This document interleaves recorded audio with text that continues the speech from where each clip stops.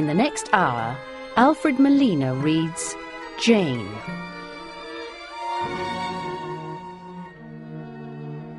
Jane.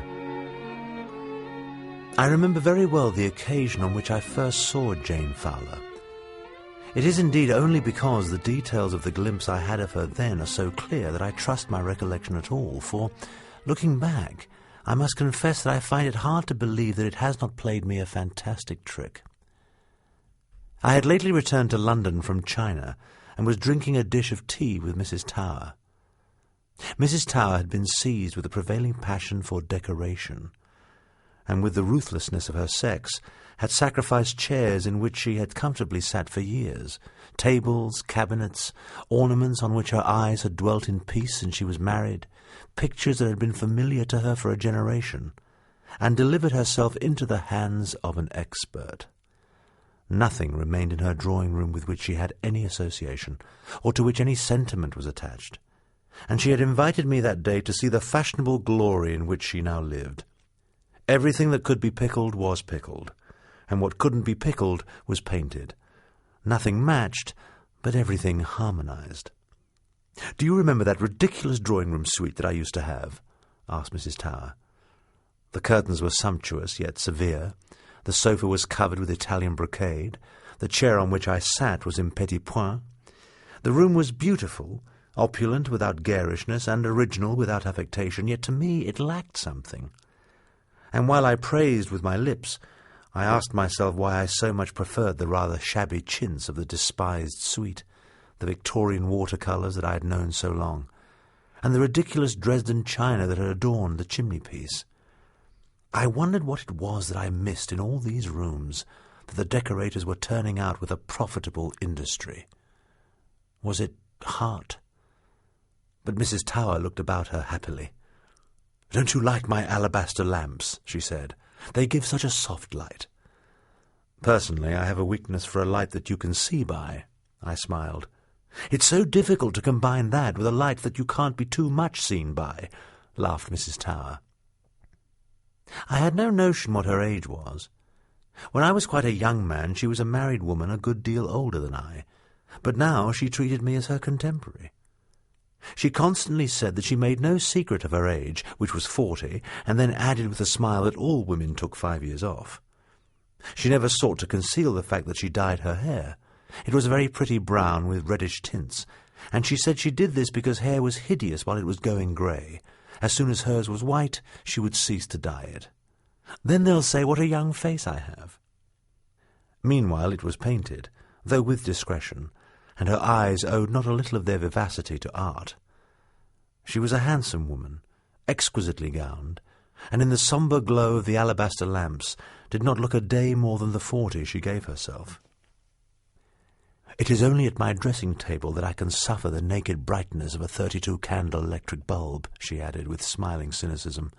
"There I need it to tell me first the hideous truth, and then to enable me to take the necessary steps to correct it." We gossiped pleasantly about our common friends, and Mrs. Tower brought me up to date in the scandal of the day. After roughing it here and there, it was very agreeable to sit in a comfortable chair, the fire burning brightly on the hearth, charming tea-things set out on a charming table, and talk with this amusing, attractive woman.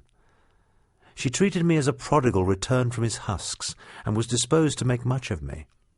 She prided herself on her dinner parties.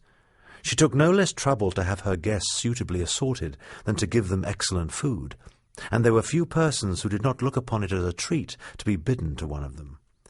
Now she fixed a date, and asked me whom I would like to meet. "There's only one thing I must tell you. If Jane Fowler is still here, I shall have to put it off." "Who is Jane Fowler?" I asked. Mrs. Tower gave a rueful smile. "Jane Fowler is my cross." "Oh? Do you remember a photograph that I used to have on the piano before I had my room done, of a woman in a tight dress with tight sleeves and a gold locket, with her hair drawn back from a broad forehead, and her ears showing, and spectacles on a rather blunt nose? Well, that was Jane Fowler." "You had so many photographs about the room in your unregenerate days," I said vaguely. "It makes me shudder to think of them. I've made them into a huge brown paper parcel and hidden them in an attic." "Well, who is Jane Fowler?" I asked again, smiling. "She's my sister-in-law. She was my husband's sister, and she married a manufacturer in the north. She's been a widow for many years, and she's very well-to-do." "And why is she your cross?" "She's worthy, she's dowdy, she's provincial. She looks 20 years older than I do, and she's quite capable of telling anyone she meets that we were at school together. She has an overwhelming sense of family affection, and because I am her only living connection, she's devoted to me. When she comes to London, it never occurs to her that she should stay anywhere but here. She thinks it would hurt my feelings, and she'll pay me visits of 3 or 4 weeks. We sit here, and she knits and reads, and sometimes she insists on taking me to dine at Claridge's, and she looks like a funny old charwoman, and everyone I particularly don't want to be seen by is sitting at the next table. When we're driving home, she says she loves giving me a little treat. With her own hands she makes me tea cosies that I am forced to use when she is here, and doilies and centerpieces for the dining-room table." Mrs. Tower paused to take breath. "I should have thought a woman of your tact would find a way to deal with a situation like that." "Ah, but don't you see, I haven't a chance. She's so immeasurably kind. She has a heart of gold. She bores me to death, but I wouldn't for anything let her suspect it." "And when does she arrive?" "Tomorrow." But the answer was hardly out of Mrs. Tower's mouth when the bell rang. There were sounds in the hall of a slight commotion, and in a minute or two the butler ushered in an elderly lady. "Mrs. Fowler," he announced. "Jane!" cried Mrs. Tower, springing to her feet. "I wasn't expecting you today." "So your butler has just told me. I certainly said today in my letter." Mrs. Tower recovered her wits. "Well, it doesn't matter. I'm very glad to see you whenever you come. Fortunately, I'm doing nothing this evening." "You mustn't let me give you any trouble. If I can have a boiled egg for my dinner, that's all I shall want." A faint grimace for a moment distorted Mrs. Tower's handsome features. "A boiled egg? Oh, I think we can do a little better than that." I chuckled inwardly when I recollected that the two ladies were contemporaries. Mrs. Fowler looked a good 55. She was a rather big woman. She wore a black straw hat with a wide brim, and from it a black lace veil hung over her shoulders. A cloak that oddly combined severity with fussiness, a long black dress voluminous as though she wore several petticoats under it, and stout boots. She was evidently short-sighted, for she looked at you through large gold-rimmed spectacles. "Won't you have a cup of tea?" asked Mrs. Tower. "If it wouldn't be too much trouble, I'll take off my mantle." She began by stripping her hands of the black gloves she wore, and then took off her cloak. Round her neck was a solid gold chain from which hung a large gold locket in which I felt certain was a photograph of her deceased husband. Then she took off her hat and placed it neatly with her gloves and cloak on the sofa corner. Mrs. Tower pursed her lips. Certainly those garments did not go very well with the austere but sumptuous beauty of Mrs. Tower's redecorated drawing-room. I wondered where on earth Mrs. Fowler had found the extraordinary clothes she wore. They were not old, and the materials were expensive. It was astounding to think that dressmakers still made things that had not been worn for a quarter of a century. Mrs. Fowler's grey hair was very plainly done, showing all her forehead and her ears, with a parting in the middle. It had evidently never known the tongs of Monsieur Marcel. Now her eyes fell on the tea-table with its teapot of Georgian silver and its cups in old Worcester. "What have you done with the tea-cosy I gave you last time I came up, Marion?" she asked. "Don't you use it?" "Yes, I use it every day, Jane," answered Mrs. Tower glibly. "Unfortunately, we had an accident with it a little while ago. It got burnt." "But the last one I gave you got burnt." "I'm afraid you'll think us very careless." "It doesn't really matter," smiled Mrs. Fowler. "I shall enjoy making you another. I'll go to Liberty's tomorrow and buy some silks." Mrs. Tower kept her face bravely. "I don't deserve it, you know. Doesn't your vicar's wife need one?" "Oh, I've just made her one," said Mrs. Fowler brightly. I noticed that when she smiled she showed white, small and regular teeth. They were a real beauty. Her smile was certainly very sweet. But I felt it high time for me to leave the two ladies to themselves, so I took my leave. Early next morning Mrs. Tower rang me up, and I heard at once from her voice that she was in high spirits. "I've got the most wonderful news for you," she said. "Jane is going to be married." "Nonsense. Her fiancé is coming to dine here tonight to be introduced to me, and I want you to come too." "Oh, but I shall be in the way." "No, you won't. Jane suggested herself that I should ask you. Do come." She was bubbling over with laughter. "Who is he?" "I don't know. She tells me he's an architect. Can you imagine the sort of man Jane would marry?" I had nothing to do, and I could trust Mrs. Tower to give me a good dinner. When I arrived, Mrs. Tower, very splendid in a tea gown a little too young for her, was alone. "Jane is putting the finishing touches to her appearance. I'm longing for you to see her. She's all in a flutter. She says he adores her. His name is Gilbert, and when she speaks of him, her voice gets all funny and tremulous. It makes me want to laugh. I wonder what he's like. Oh, I'm sure I know. Very big and massive, with a bald head and an immense gold chain across an immense tummy, a large, fat, clean-shaven, red face, and a booming voice." Mrs. Fowler came in. She wore a very stiff black silk dress with a wide skirt and a train. At the neck it was cut into a timid V, and the sleeves came down to the elbows. She wore a necklace of diamonds set in silver. She carried in her hands a long pair of black gloves and a fan of black ostrich feathers. She managed, as so few people do, to look exactly what she was. You could never have thought her anything in the world but the respectable relict of a North Country manufacturer of ample means. "You've really got quite a pretty neck, Jane," said Mrs. Tower with a kindly smile. It was indeed astonishingly young when you compared it with her weather-beaten face. It was smooth and unlined, and the skin was white. And I noticed then that her head was very well placed on her shoulders. "Has Marion told you my news?" she said, turning to me with that really charming smile of hers, as if we were already old friends. "I must congratulate you," I said. "Wait to do that till you've seen my young man." "I think it's too sweet to hear you talk of your young man," smiled Mrs. Tower. Mrs. Fowler's eyes certainly twinkled behind her preposterous spectacles. "Don't expect anyone too old. You wouldn't like me to marry a decrepit old gentleman with one foot in the grave, would you?" This was the only warning she gave us. Indeed, there was no time for any further discussion, for the butler flung open the door and in a loud voice announced, "Mr. Gilbert Napier." There entered a youth in a very well-cut dinner jacket. He was slight, not very tall, with fair hair in which there was a hint of a natural wave, clean-shaven and blue-eyed. He was not particularly good-looking, but he had a pleasant, amiable face. In 10 years he would probably be wizened and sallow, but now, in extreme youth, he was fresh and clean and blooming. For he was certainly no more than 24. My first thought was that this was the son of Jane Fowler's fiancé. I had not known he was a widower. Come to say that his father was prevented from dining by a sudden attack of gout. But his eyes fell immediately on Mrs. Fowler. His face lit up, and he went towards her with both hands outstretched. Mrs. Fowler gave him hers, a demure smile on her lips, and turned to her sister-in-law.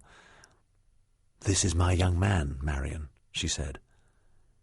He held out his hand. "I hope you'll like me, Mrs. Tower," he said. "Jane tells me you're the only relation she has in the world." Mrs. Tower's face was wonderful to behold.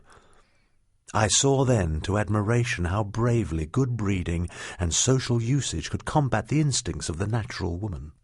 For the astonishment, and then the dismay that for an instant she could not conceal, were quickly driven away, and her face assumed an expression of affable welcome. But she was evidently at a loss for words. It was not unnatural if Gilbert felt a certain embarrassment, and I was too busy preventing myself from laughing to think of anything to say. Mrs. Fowler alone kept perfectly calm. "I know you'll like him, Marion. There's no one enjoys good food more than he does." She turned to the young man. "Marion's dinners are famous." "I know," he beamed. Mrs. Tower made some quick rejoinder, and we went downstairs. I shall not soon forget the exquisite comedy of that meal.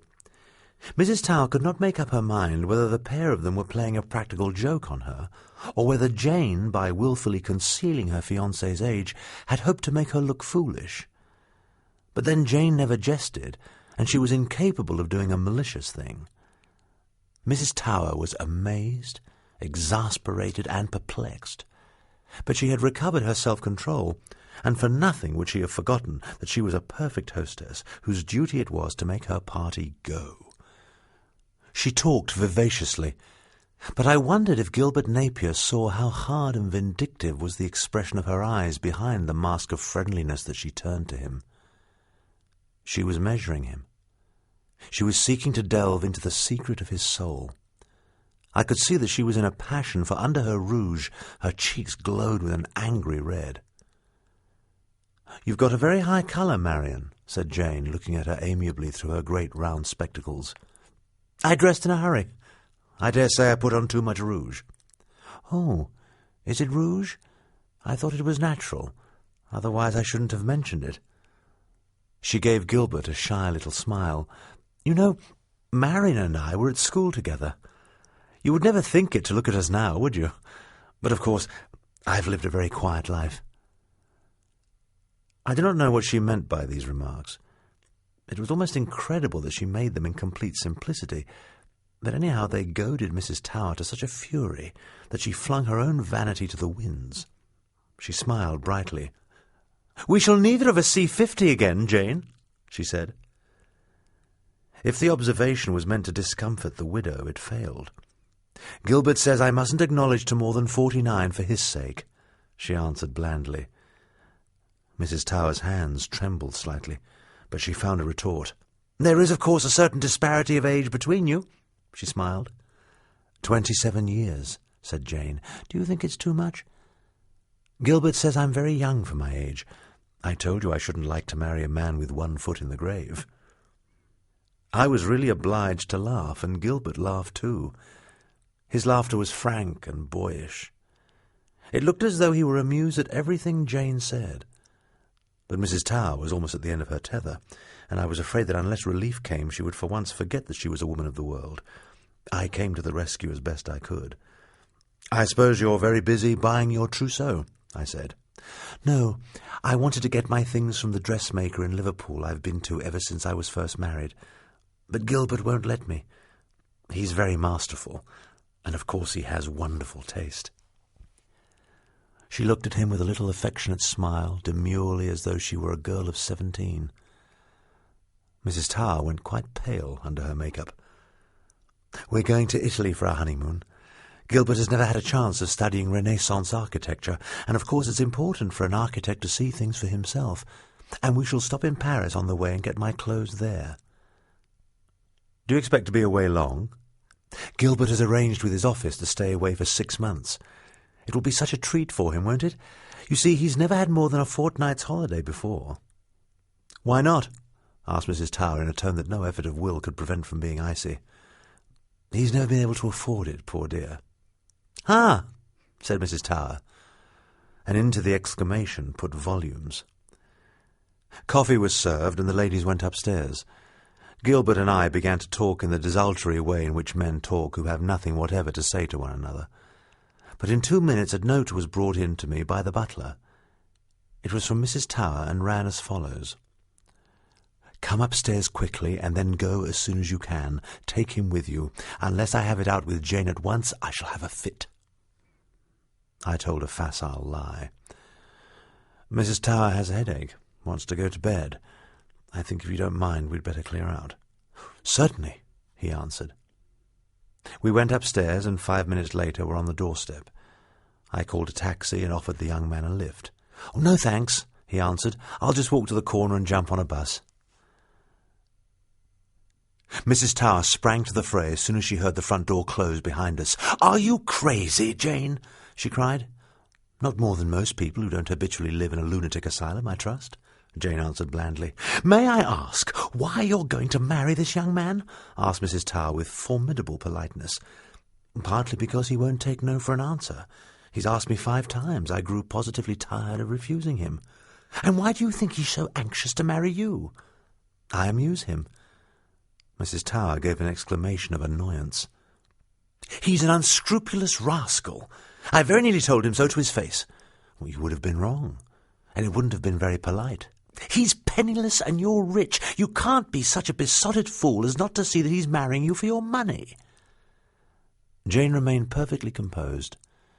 She observed her sister-in-law's agitation with detachment. "I don't think he is, you know," she replied. "I think he's very fond of me." "You're an old woman, Jane."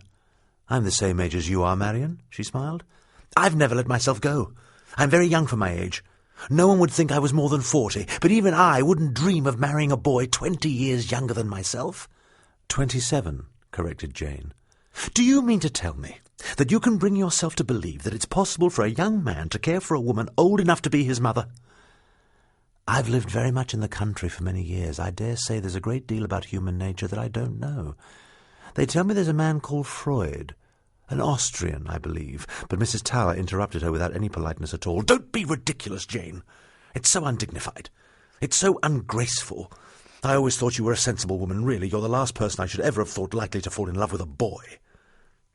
"But I'm not in love with him. I've told him that. Of course I like him very much, or I wouldn't think of marrying him.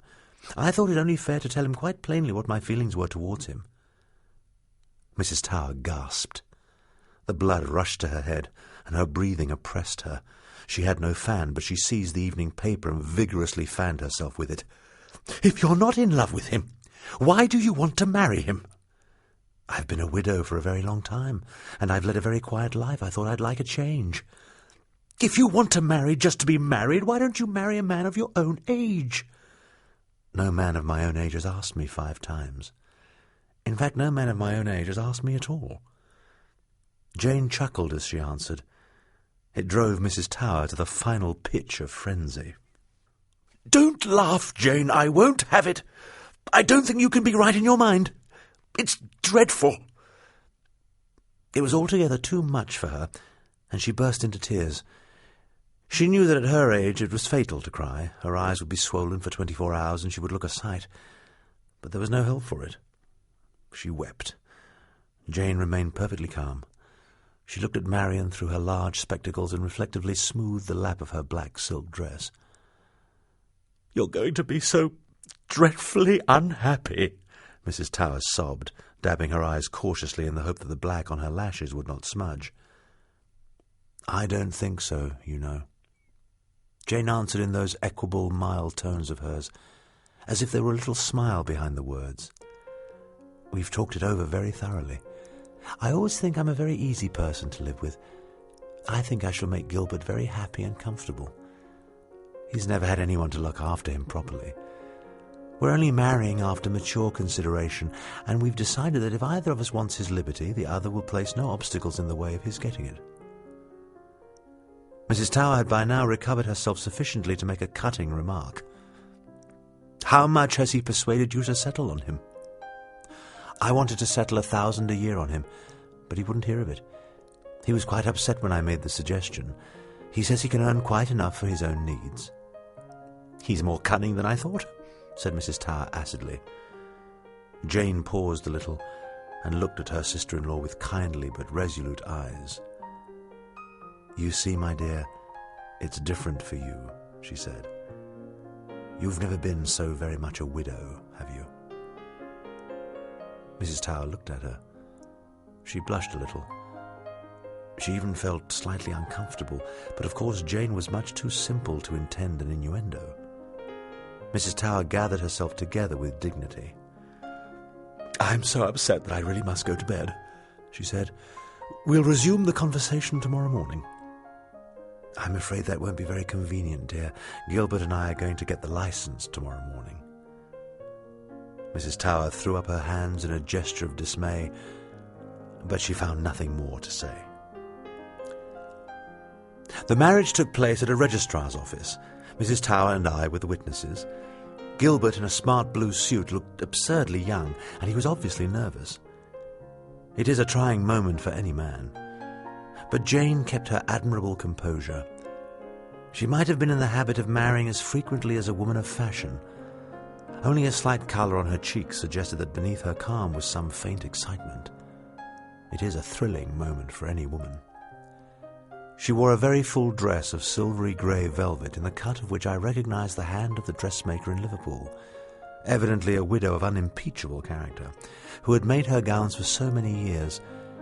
But she had so far succumbed to the frivolity of the occasion as to wear a large picture hat covered with blue ostrich feathers. Her gold-rimmed spectacles made it extraordinarily grotesque. When the ceremony was over, the registrar, somewhat taken aback, I thought, by the difference of age between the pair he was marrying, shook hands with her, tendering his strictly official congratulations, and the bridegroom, blushing slightly, kissed her. Mrs. Tower, resigned but implacable, kissed her, and then the bride looked at me expectantly. It was evidently fitting that I should kiss her too. I did.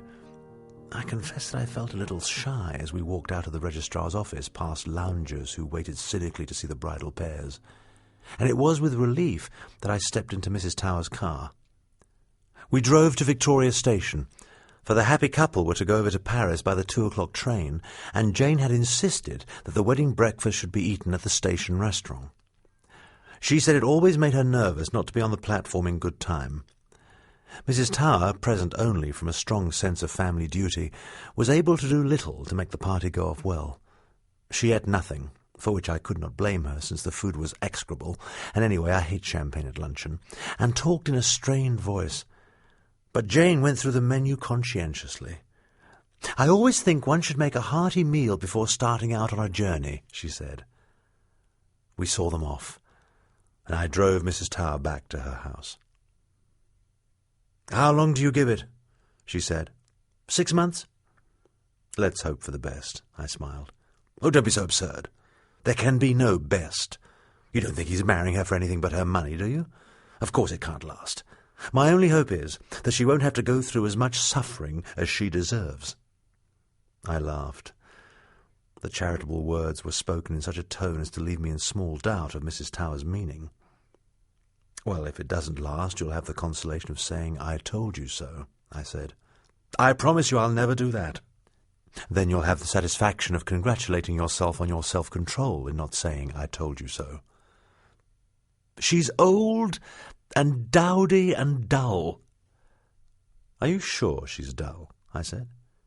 "It's true she doesn't say very much, but when she says anything, it's very much to the point. I've never heard her make a joke in my life." I was once more in the Far East, when Gilbert and Jane returned from their honeymoon, and this time I remained away for nearly 2 years. Mrs. Tower was a bad correspondent, and though I sent her an occasional picture postcard, I received no news from her. But I met her within a week of my return to London. I was dining out, and found that I was seated next to her. It was an immense party. I think we were 24, like the blackbirds in the pie, and arriving somewhat late, I was too confused by the crowd in which I found myself to notice who was there.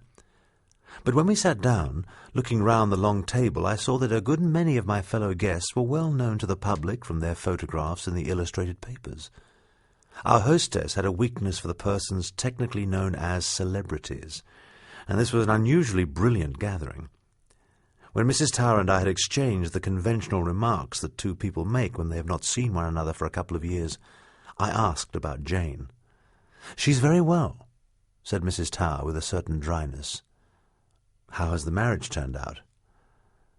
Mrs. Tower paused a little and took a salted almond from the dish in front of her. "It appears to be quite a success."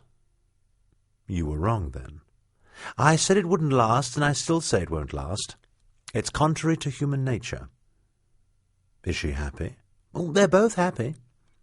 "I suppose you don't see very much of them." "At first I saw quite a lot of them, but now—" Mrs. Tower pursed her lips a little. "Jane is becoming very grand." "What do you mean?" I laughed. "I think I should tell you that she's here tonight." "Here?" I was startled. I looked round the table again. Our hostess was a delightful and an entertaining woman, but I could not imagine that she would be likely to invite to a dinner such as this the elderly and dowdy wife of an obscure architect. Mrs. Tower saw my perplexity, and was shrewd enough to see what was in my mind. She smiled thinly.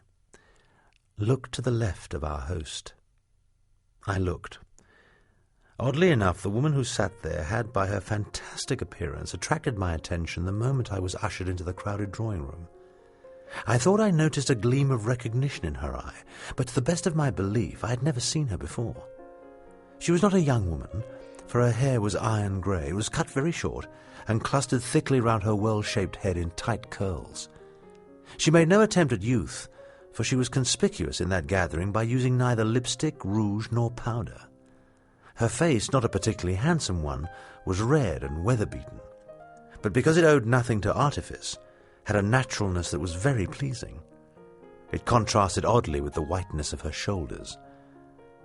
They were really magnificent. A woman of 30 might have been proud of them. But her dress was extraordinary. I had not often seen anything more audacious. It was cut very low, with short skirts, which were then the fashion, in black and yellow. It had almost the effect of fancy dress, and yet so became her that though on anyone else it would have been outrageous, on her it had the inevitable simplicity of nature. And to complete the impression of an eccentricity in which there was no pose, and of an extravagance in which there was no ostentation, she wore, attached by a broad black ribbon, a single eyeglass. "You're not going to tell me that is your sister-in-law?" I gasped. "That is Jane Napier," said Mrs. Tower icily. At that moment she was speaking. Her host was turned towards her with an anticipatory smile. A baldish white-haired man with a sharp, intelligent face, who sat on her left, was leaning forward eagerly, and the couple who sat opposite, ceasing to talk with one another, listened intently. She said her say, and they all, with a sudden movement, threw themselves back in their chairs and burst into vociferous laughter. From the other side of the table, a man addressed Mrs. Tower. I recognized a famous statesman. "Your sister-in-law has made another joke, Mrs. Tower," he said. Mrs. Tower smiled. "She's priceless, isn't she?" "Let me have a long drink of champagne, and then for heaven's sake tell me all about it," I said. Well, this is how I gathered it had all happened. At the beginning of their honeymoon, Gilbert took Jane to various dressmakers in Paris, and he made no objection to her choosing a number of gowns after her own heart. But he persuaded her to have a frock or two made according to his own design. It appeared that he had a knack for that kind of work. He engaged a smart French maid. Jane had never had such a thing before. She did her own mending, and when she wanted doing up, was in the habit of ringing for the housemaid. The dresses Gilbert had devised were very different from anything she had worn before, but he had been careful not to go too far too quickly, and because it pleased him, she persuaded herself, though not without misgivings, to wear them in preference to those she had chosen herself. Of course she could not wear them with the voluminous petticoats she had been in the habit of using, and these, though it cost her an anxious moment, she discarded. "Now, if you please," said Mrs. Tower with something very like a sniff of disapproval, "she wears nothing but thin silk tights. It's a wonder to me she doesn't catch her death of cold at her age." Gilbert and the French maid taught her how to wear her clothes, and unexpectedly enough she was very quick at learning. The French maid was in raptures over Madame's arms and shoulders. It was a scandal not to show anything so fine. "Wait a little, Alphonsine," said Gilbert. "The next lot of clothes I design for Madame will make the most of her." The spectacles, of course, were dreadful. No one could look really well in gold-rimmed spectacles. Gilbert tried some with tortoise-shell rims. He shook his head. "They'd look all right on a girl," he said. "You're too old to wear spectacles, Jane." Suddenly he had an inspiration. "By George, I've got it. You must wear an eyeglass." "Oh, Gilbert, I couldn't." She looked at him, and his excitement, the excitement of the artist, made her smile. He was so sweet to her, she wanted to do what she could to please him. "I'll try," she said. When they went to an optician, and, suited with the right size, she placed an eyeglass jauntily in her eye, Gilbert clapped his hands. There and then, before the astonished shopman, he kissed her on both cheeks. "You look wonderful," he cried. So they went down to Italy, and spent happy months studying Renaissance and Baroque architecture, Jane not only grew accustomed to her changed appearance, but found she liked it. At first she was a little shy when she went into the dining room of a hotel and people turned round to stare at her. No one had ever raised an eyelid to look at her before, but presently she found that the sensation was not disagreeable. Ladies came up to her and asked her where she got her dress. "Do you like it?" she answered demurely. "My husband designed it for me." "I should like to copy it, if you don't mind."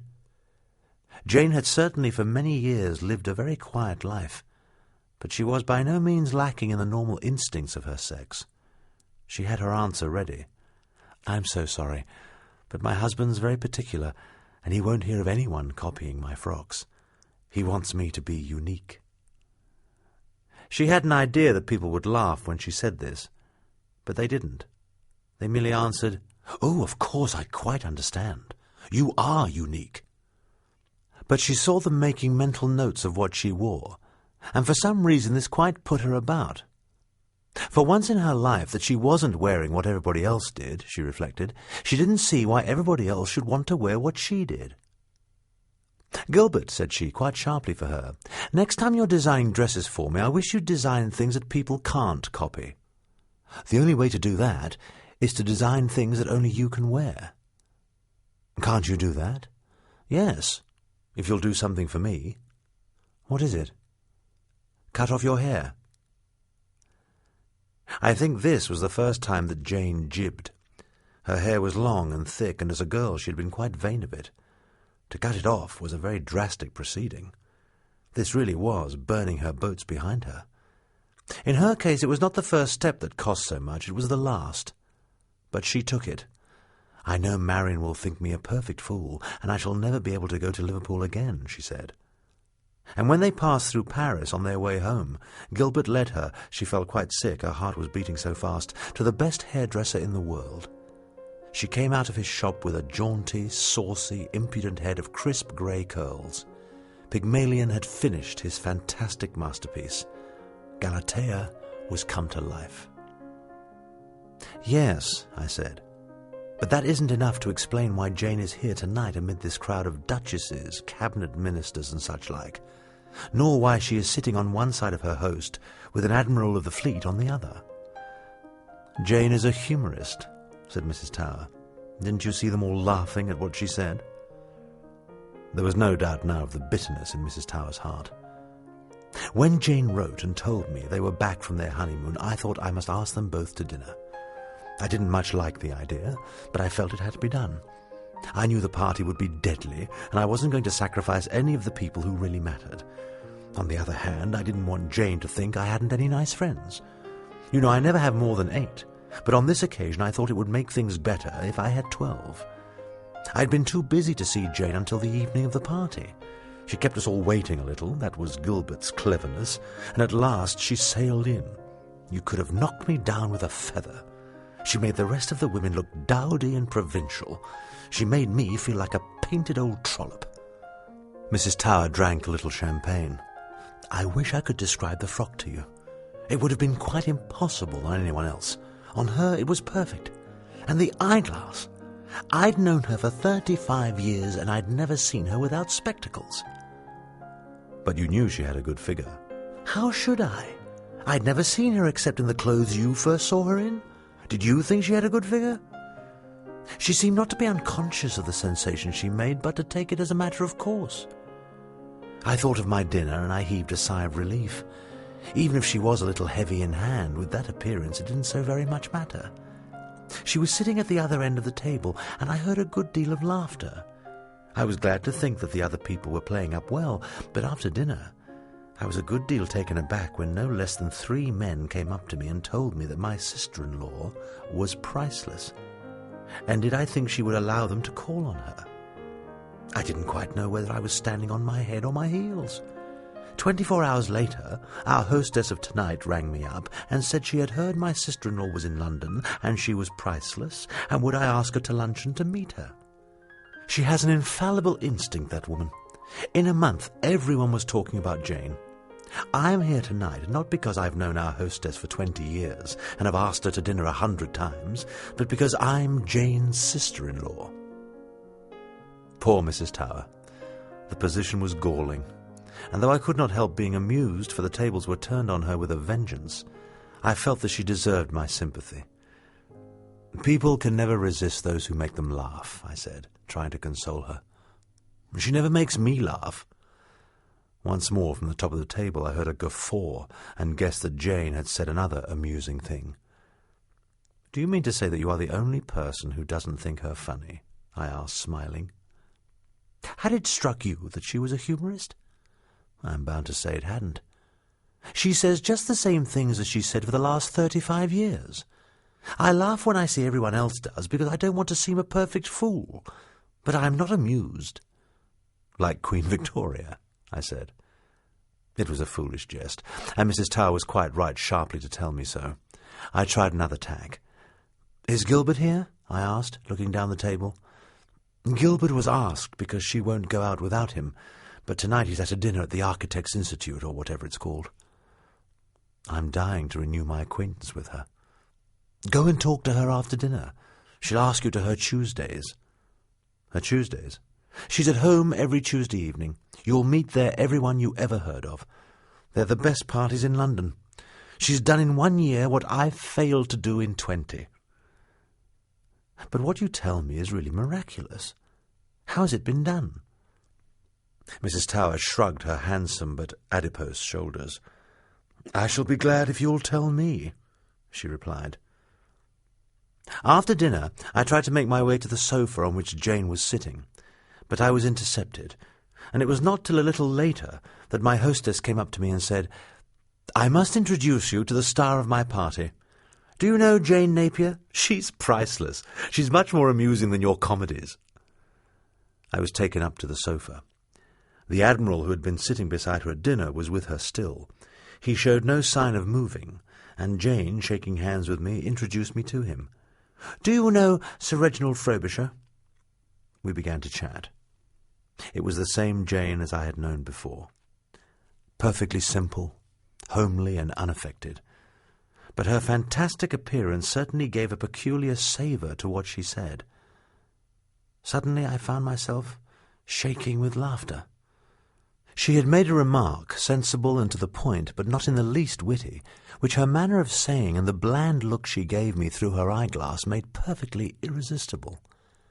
I felt light-hearted and buoyant. When I left her, she said to me, "If you've got nothing better to do, come and see us on Tuesday evening. Gilbert will be so glad to see you." "When he's been a month in London, he'll know that he can have nothing better to do," said the Admiral. So, on Tuesday, but rather late, I went to Jane's. I confess I was a little surprised at the company. It was quite a remarkable collection of writers, painters and politicians, actors, great ladies and great beauties. Mrs. Tower was right. It was a grand party. I had seen nothing like it in London since Stafford House was sold. No particular entertainment was provided. The refreshments were adequate without being luxurious. Jane, in her quiet way, seemed to be enjoying herself. I could not see that she took a great deal of trouble with her guests, but they seemed to like being there, and the gay, pleasant party did not break up until 2 in the morning. After that I saw much of her. I not only went often to her house, but seldom went out to luncheon or to dinner without meeting her. I am an amateur of humour, and I sought to discover in what lay her peculiar gift. It was impossible to repeat anything she said, for the fun, like certain wines, would not travel. She had no gift for epigram. She never made a brilliant repartee. There was no malice in her remarks, nor sting in her rejoinders. There are those who think that impropriety, rather than brevity, is the soul of wit, but she never said a thing that could have brought a blush to a Victorian cheek. I think her humour was unconscious, and I'm sure it was unpremeditated. It flew like a butterfly from flower to flower, obedient only to its own caprice and perceivant of neither method nor intention. It depended on the way she spoke and on the way she looked. Its subtlety gained by the flaunting and extravagant appearance that Gilbert had achieved for her. But her appearance was only an element in it. Now, of course, she was the fashion, and people laughed if she but opened her mouth. They no longer wondered that Gilbert had married a wife so much older than himself. They saw that Jane was a woman with whom age did not count. They thought him a devilish lucky young fellow. The Admiral quoted Shakespeare to me. "Age cannot wither her, nor custom stale her infinite variety." Gilbert was delighted with her success. As I came to know him better, I grew to like him. It was quite evident that he was neither a rascal nor a fortune hunter. He was not only immensely proud of Jane, but genuinely devoted to her. His kindness to her was touching. He was a very unselfish and sweet-tempered young man. "Well, what do you think of Jane now?" he said to me once, with boyish triumph. "I don't know which of you is more wonderful," I said. "You or she?" "Oh, I'm nothing." "Nonsense. You don't think I'm such a fool as not to see that it's you, and you only, who've made Jane what she is?" "My only merit is that I saw what was there when it wasn't obvious to the naked eye," he answered. "I can understand your seeing that she had in her the possibility of that remarkable appearance, but how in the world have you made her into a humorist?" "But I always thought the things she said a perfect scream. She was always a humorist." "You're the only person who ever thought so." Mrs. Tower, not without magnanimity, acknowledged that she had been mistaken in Gilbert. She grew quite attached to him, but notwithstanding appearances, she never faltered in her opinion that the marriage could not last. I was obliged to laugh at her. "Why, I've never seen such a devoted couple," I said. "Gilbert is 27 now. It's just the time for a pretty girl to come along. Did you notice the other evening at Jane's that pretty little niece of Sir Reginald's? I thought Jane was looking at them both with a good deal of attention, and I wondered to myself." "I don't believe Jane fears the rivalry of any girl under the sun. Wait and see," said Mrs. Tower. "You gave it 6 months. Well, now I give it 3 years." When anyone is very positive in an opinion, it is only human nature to wish him proved wrong. Mrs. Tower was really too cocksure, but such a satisfaction was not mine, for the end that she always and confidently predicted to the ill-assorted match did in point of fact come. Still, the fates seldom give us what we want in the way we want it, and though Mrs. Tower could flatter herself that she had been right, I think after all she would sooner have been wrong, for things did not happen at all in the way she expected. One day I received an urgent message from her, and fortunately went to see her at once. When I was shown into the room, Mrs. Tower rose from her chair and came towards me with the stealthy swiftness of a leopard stalking his prey. I saw that she was excited. "Jane and Gilbert have separated," she said. "Not really?" "Well, you were right after all." Mrs. Tower looked at me with an expression I could not understand. "Poor Jane," I muttered. "Poor Jane," she repeated, but in tones of such derision that I was dumbfounded. She found some difficulty in telling me exactly what had occurred. Gilbert had left her a moment before she leaped to the telephone to summon me. When he entered the room, pale and distraught, she saw at once that something terrible had happened. She knew what he was going to say before he said it. "Marion, Jane has left me." She gave him a little smile and took his hand. "I knew you'd behave like a gentleman. It would have been dreadful for her for people to think that you had left her. I've come to you because I knew I could count on your sympathy." "Oh, I don't blame you, Gilbert," said Mrs. Tower very kindly. "It was bound to happen." He sighed. "I suppose so. I couldn't hope to keep her always. She was too wonderful, and I'm a perfectly commonplace fellow." Mrs. Tower patted his hand. He was really behaving beautifully. "And what's going to happen now?" "Well, she's going to divorce me." "Jane always said she'd put no obstacle in your way if ever you wanted to marry a girl." "You don't think it's likely I should ever be willing to marry anyone else after being Jane's husband?" he answered. Mrs. Tower was puzzled. "Of course you mean that you've left Jane." "I? That's the last thing I should ever do." "Then why is she divorcing you?" She's going to marry Sir Reginald Frobisher as soon as the decree is made absolute." Mrs. Tower positively screamed. Then she felt so faint that she had to get her smelling salts. "After all you've done for her." "I've done nothing for her. Do you mean to say that you're going to allow yourself to be made use of like that? We arranged before we married that if either of us wanted his liberty, the other should put no hindrance in the way. But that was done on your account, because you were 27 years younger than she was." "Well, it's come in very useful for her," he answered bitterly. Mrs. Tower expostulated, argued, and reasoned, but Gilbert insisted that no rules applied to Jane, and he must do exactly what she wanted. He left Mrs. Tower prostrate. It relieved her a good deal to give me a full account of this interview.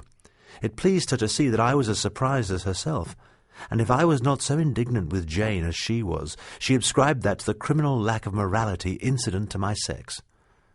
She was still in a state of extreme agitation when the door was opened, and the butler showed in Jane herself.